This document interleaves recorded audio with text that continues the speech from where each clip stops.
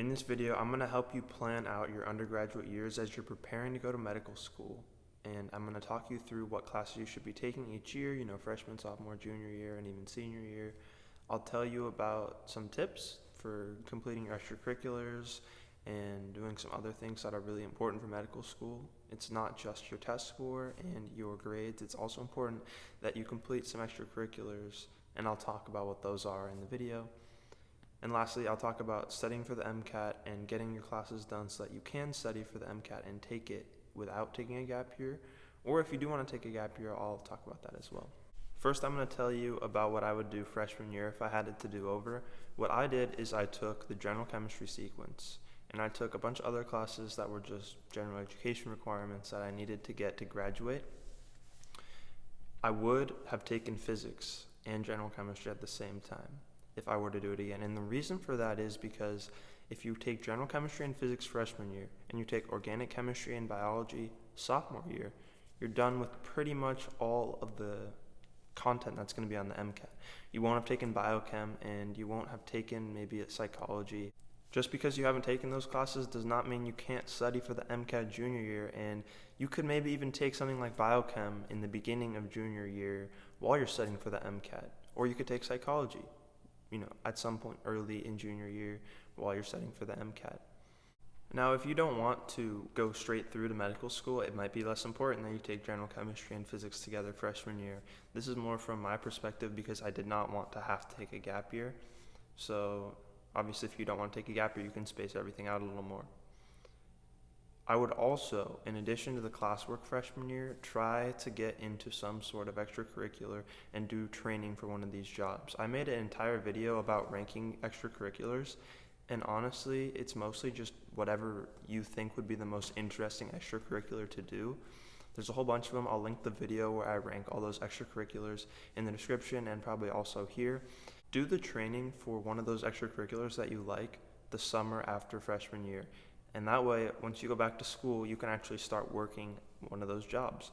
But keep in mind that some extracurriculars, for example, if you get certified as an EMT, that is harder to actually find a job for if you're in a more rural area. So just keep that in mind, right? Try to find an extracurricular that you'll be able to get a job for by your college. If you're in a more urban area, you're probably going to be fine for anything. If you're in a more suburban area, I might go with something like phlebotomy if you're not too uncomfortable with blood and that sort of thing, because it's pretty easy to get hired just about anywhere as a phlebotomist.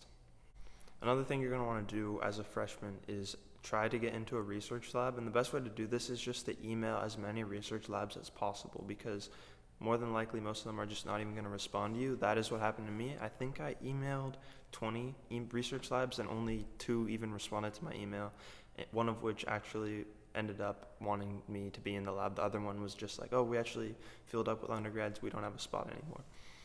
And that's because a lot of people want to do research as an undergrad. People that want to go into research as a profession are going to be trying to get into these labs. People that want to go to medical school are going to want to get into these labs. And other people that just aren't really sure what they want to do and want to see what research is like are trying to get into those labs as well. So it's a little bit competitive. And for that reason, it's best to try to get into one as early as possible and just to be persistent and keep sending out emails. I sent out emails to research labs before freshman year even started, and I didn't get into a lab until middle of winter term. I'm on the quarter system, so that was like a little more than halfway through the year. It can take a while to get into these labs, so just try to get on it early. Another reason to get into a research lab is because a lot of schools have scholarships related to research. So you can earn some money, and we all know that this journey to becoming a doctor is really expensive.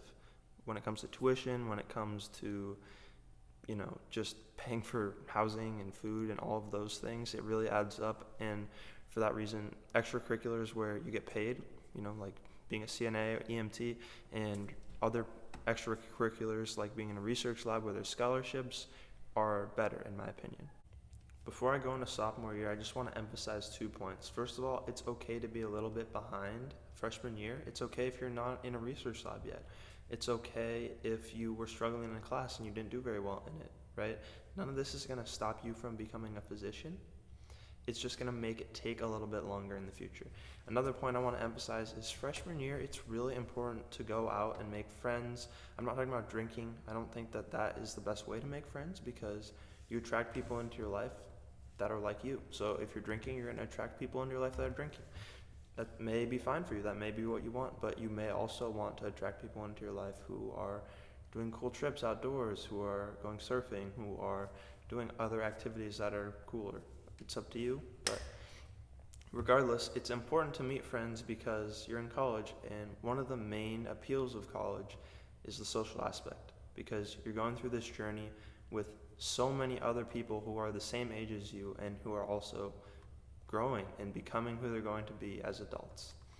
So just a thing to note there is to actually enjoy the first year of college and not get too preoccupied with getting into medical school, because you have a long way to go and you need to make the journey enjoyable. Now, for sophomore year, you'll hopefully ideally have taken physics and general chemistry. Now what you can do is you can take biology and organic chemistry.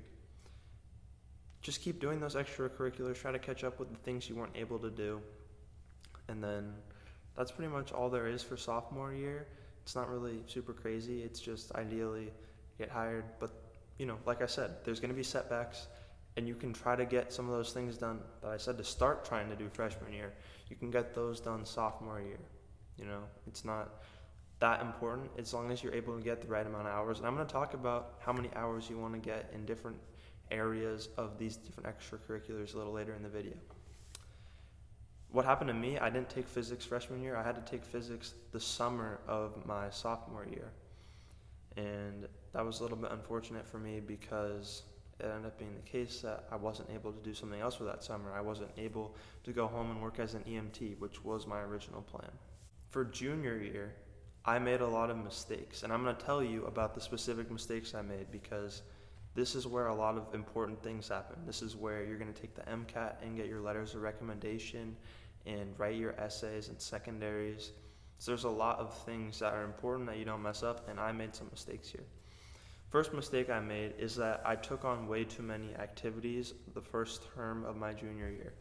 So I joined a firefighter academy, got hired as an EMT, was working as a peer tutor for organic chemistry, was working as a TA for organic chemistry, and I just could not handle all of those things. I don't know what I was thinking when I had signed up for all of them. Individually, it was like, oh, I should have time for this, I should have time for this, and eventually it just hit me all at once and it was a disaster. I had to drop out of the firefighter academy. And the point of me telling you this is that as you're signing up for stuff, put it into a weekly schedule of the time that it's going to be taking up. And make sure you have time to do things like eat and sleep and go to the gym and meet other friends and be social, Make sure that you're not going to be stressed out all the time and basically forced to procrastinate or forced to do things at the last minute, not necessarily procrastinate, but be forced to do everything at the last minute because all of the time leading up to it is filled up with activities, because that's what happened to me. I was also taking anatomy and physiology first term of freshman year and just some other classes I needed for my major. One thing I would suggest doing is picking a major that requires a small number of credits, because while it seems like you need to major in biology or chemistry or human physiology to get into medical school, they don't care that much about your major. They care more about the fact that you took science classes and you took classes that were required for their medical school. If you major in something like anthropology at my college, it is only about 40 credits for the major, and then the rest of the credits are whatever you want to take.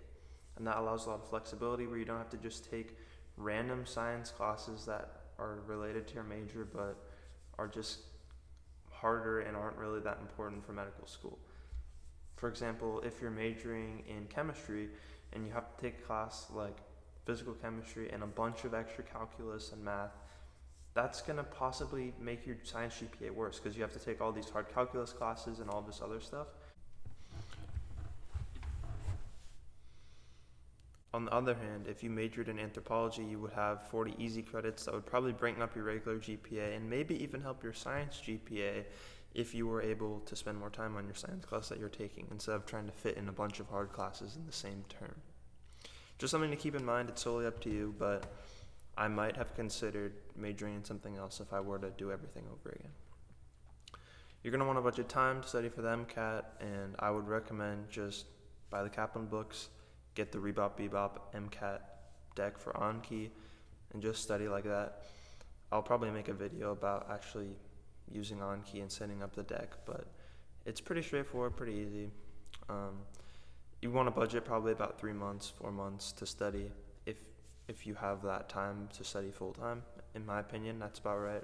What I'm going to be doing is studying over winter break and into winter term, and I'll be taking a lighter course load during that time as well. Then you're going to want to budget time to write your essays and everything, and ideally you'll be done with everything and be able to apply summer after junior year.